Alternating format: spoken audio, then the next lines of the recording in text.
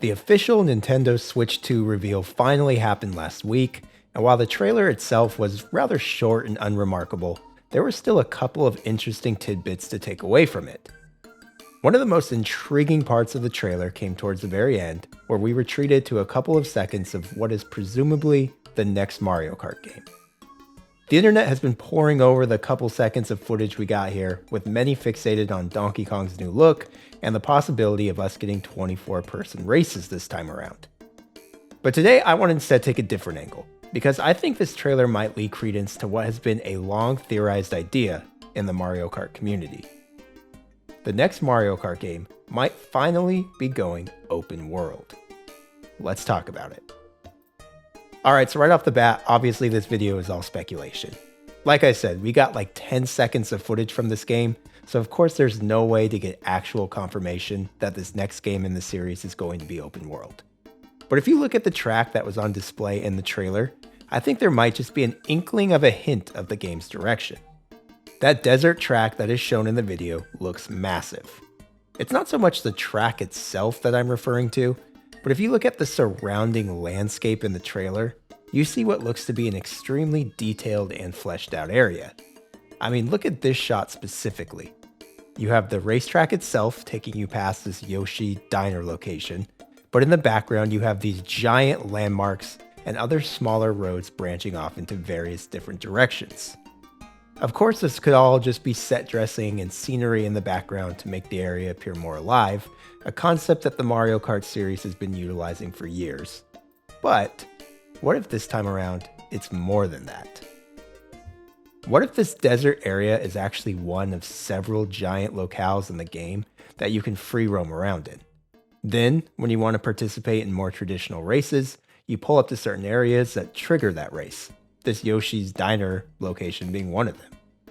Is this a stretch? Am I reaching here? I mean, yeah, I definitely am. But like I said, this was a 10-second clip. Reaching and crazy speculation is basically all we have here.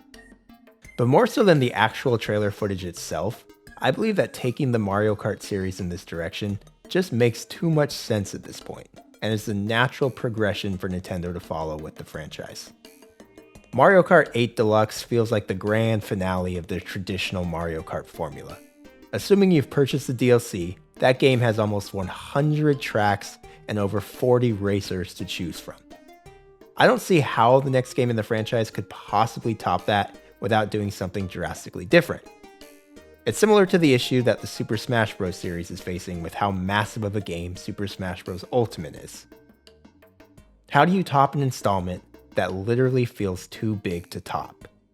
Well, the most logical way is to do something drastically different. This is a much more difficult proposition for Super Smash Bros. Though. Change the formula too much of that game, and you risk alienating parts of your audience and making the game feel like something else entirely. With Mario Kart though, there's a pretty clear path here. Play the open world card. We've seen Nintendo pull this sort of thing before. After The Legend of Zelda Skyward Sword released in 2011, it became clear that Zelda fatigue was finally starting to set in. So what did Nintendo do? Rather than release another game using the tried and true traditional Zelda formula, they started from scratch and turned Zelda into a massive open world adventure with Breath of the Wild. And I don't think you need me to tell you just how successful of a decision that was. I'm not saying that Mario Kart is necessarily due for its Breath of the Wild moment.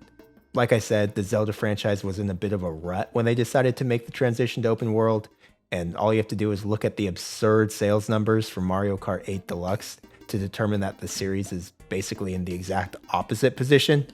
It's bigger than ever before, but it's still due for some innovation.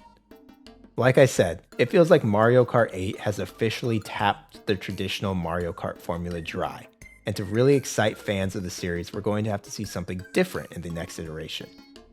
Cue the open world card, and fortunately for Nintendo, I think the transition to an open world game here might be much easier to pull off than what they already accomplished with the Zelda series. For one, we've already seen this sort of thing work, and we saw it work all the way back in 1997 with Diddy Kong Racing. Diddy Kong Racing was a game ahead of its time for a number of reasons, but one of the most notable being the inclusion of a large hub area that lets you drive your vehicle around and then find and enter more traditional races from there. Again, this was a 1997 game, so it's not like this was some giant, engrossing open world area you could get lost in. But it was still a really cool and beloved idea, and one that I'm shocked that Nintendo has never tried to replicate with the Mario Kart series. Until now. Hopefully. Imagine the same core concept we got with Diddy Kong Racing all those years ago, but now blown up times 100. You roam one or multiple hub areas where you can find all sorts of secrets and test out your various different vehicles, and then from that hub area you can find spots that trigger more traditional Mario Kart races. If Nintendo really wanted to take the series to the next level, then these hub areas could be seamlessly tied to the game's online play, where you could roam around seeing other racers drive around the hub area, and then join them in select spots for those more traditional races. This is Nintendo, so I don't want to set the online expectations too high, but man, the mind races with the possibilities here. Mario Kart 8 also began to put more of an emphasis on kart customization than we've seen from the series in the past, as you had all sorts of different ways to tweak and edit your kart before races. And this feels like the ideal foundation for this hypothetical open world title I'm describing.